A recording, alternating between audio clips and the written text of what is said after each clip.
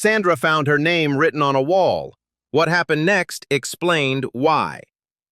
Sandra was already late when she took the shortcut. It was an old street she hadn't walked through in years, quiet, cracked pavement, abandoned buildings. As she rushed past a faded concrete wall, something stopped her cold. Her name. Not a Sandra, her full name, spelled correctly, written in black paint, bold and fresh. Sandra M. Collins. Her heart began to race. No one here knew her. She had just moved to the city 2 months ago. She looked around. No cameras, no people, just silence. Beneath her name were 4 words that made her stomach turn. You promised you'd return. Sandra stepped back, confused and shaken. She took a photo with her phone, telling herself it had to be a coincidence, a prank, anything but what it felt like. But deep down, something else stirred. A memory she had tried to bury. That night, Sandra couldn't sleep. The words on the wall replayed in her mind. You promised you'd return.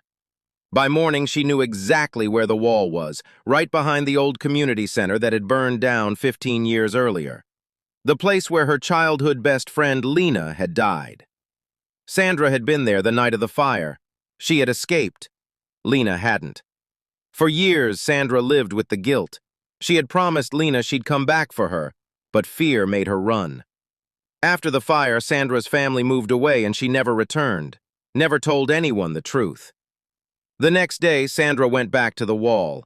Her name was still there, but something new had been added underneath. We remember. Panicking, Sandra went to the city office to ask about the wall. That's when she learned the truth. The old community center was being rebuilt. During cleanup, workers had discovered a time capsule hidden in the foundation, placed there by neighborhood kids years ago. Inside were notes, drawings, and a list of names written by Lena and her friends. One note stood out.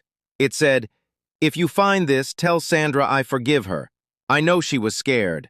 I don't want her to carry this forever." The wall wasn't a threat. It was a message. The workers, moved by the note, painted Sandra's name on the wall so she'd see it, hoping she'd come back, hoping she'd finally know. Sandra returned that evening with flowers. She stood by the wall, tears falling freely for the first time in 15 years.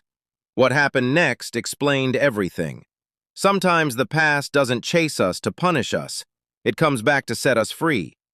And Sandra finally understood why her name was written on that wall.